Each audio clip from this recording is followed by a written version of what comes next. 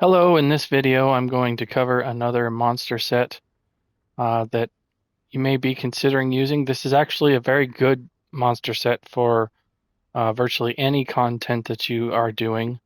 Um, you just gotta make sure that you are on the correct build where it's actually going to proc a lot of times, and then also um, it could be difficult to work in a full monster set depending on how your build setup is. Typically, if you're going to use a mythic, for example, then you kind of have to have two proc sets on so that you can have room to have a full monster set. So just keep that in mind. You may or may not be able to fit a full monster set on your build. And so just make sure that you understand that if you're looking to do vet trials and dungeons, then you may want to make sure that your setup is proper for that. But this discussion and display is more in line with focusing on just having fun with the game, creating fun to look at visual builds, and using sets that have that in mind. So let's get into it. In case you didn't catch it from the flash there earlier, I am using the Nerien'eth set in this video. Of course, you'll know that from the title and the picture of the video as well. But has kind of like a hillbilly teeth looking appearance to the monster set. Um, so let's get into where this is located. Um, in Rivenspire down here towards the south, sort of eastern area of Rivenspire is the Crypt of Hearts dungeon. In order to get Nerien'eth, you're going to need to complete the Part 2 dungeon. If you do Part 1, you'll get the Lambrus twins helm instead, and you don't want to do that if you're trying to get Nerien'eth. You want to do this one, the Part 2. So keep that in mind. Uh, Also, if you don't have the ability to complete that dungeon, maybe you're just solo and it's just not uh, feasible for you to complete it at that time, and you're wanting to try and obtain the mask, you could possibly obtain it from the Cyrodiil Gold vendor that comes out on the weekends. There is a possibility that the mask or shoulder could be available there, so keep that in mind. But in order to get the mask from the dungeon, you do need to make sure you run the dungeon on veteran difficulty. It is a base game dungeon, so it is easier than the DLC ones. Crypt of Hearts II can be a little challenging.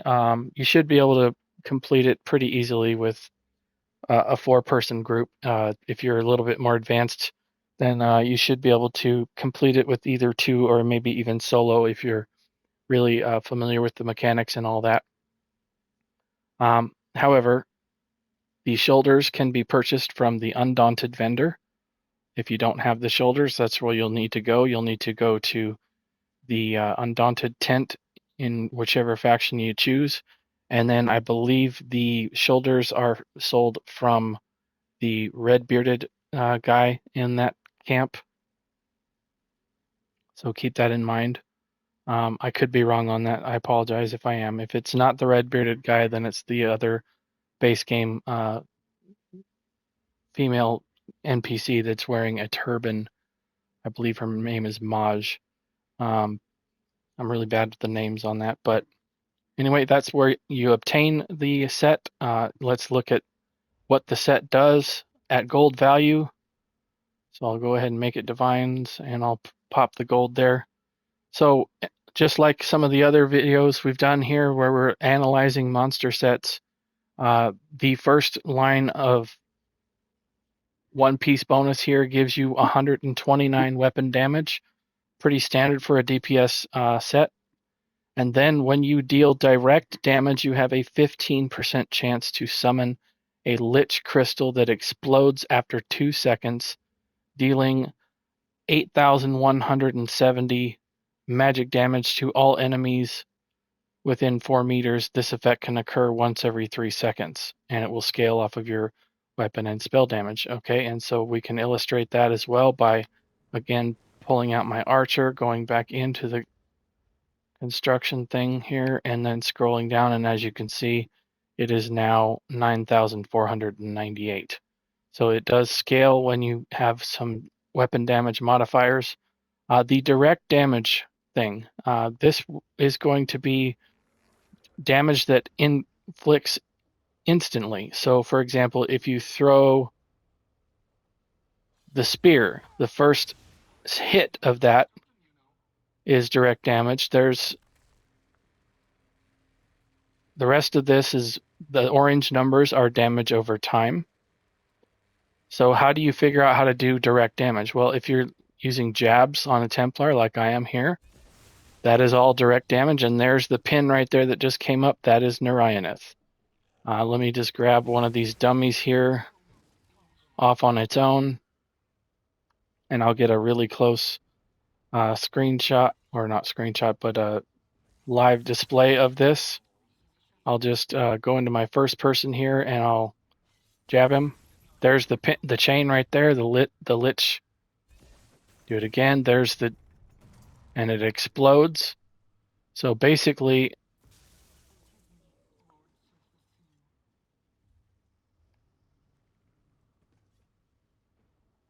put him back here in the group. And then I'll just light attack this guy here in the middle, and you'll see this is an AoE monster set. So anytime you do direct damage, there's the chain, and it hits everything in the area. So that proves it is an AoE. It does do direct damage. It's not a damage over time or anything, so it does hit instantly, and then it's done. And then there is a chance that it occurs. It's not 100% of the time. But I will say that another thing you can do, if you are on an Arcanist beam build, for example, like this, let me just put that set back on, and you are beaming, the beam is direct damage. And so as long as you keep beaming, you're going to see the chain popping up there like crazy.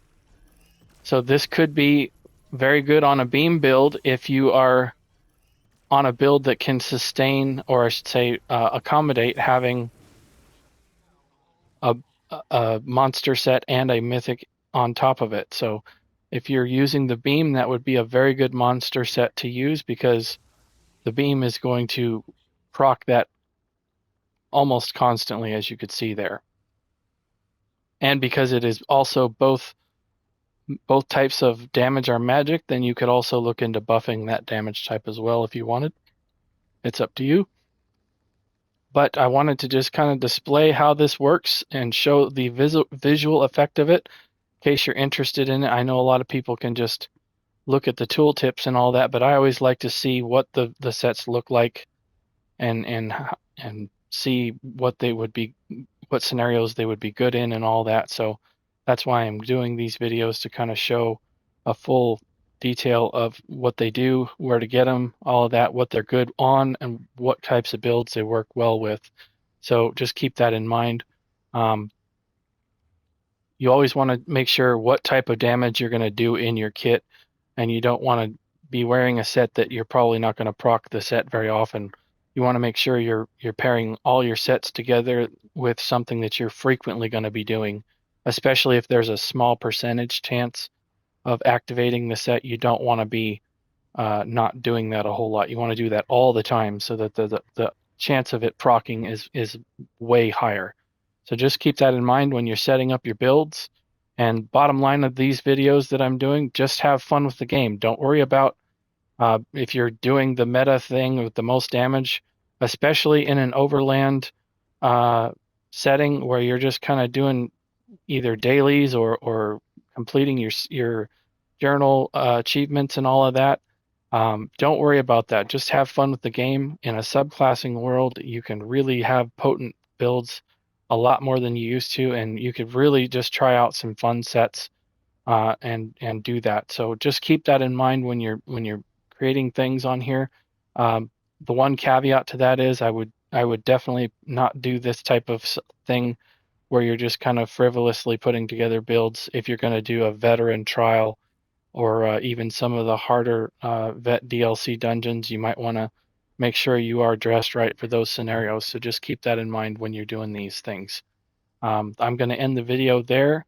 If you like this video, please consider liking the video, subscribing to my channel, and turning on your notification bell so that you get notifications when I submit new videos to YouTube. Go to my YouTube channel, check out my created playlists. I have all my content organized with created playlists. If you go to my channel and go down to the created playlists, you can see all of my folders there. If you have trouble locating that, I have created a short video that shows how to locate these as well. I want to thank you again for watching. If you like this video, please check out my future ones when I launch them, and I'll see you in another video. Bye.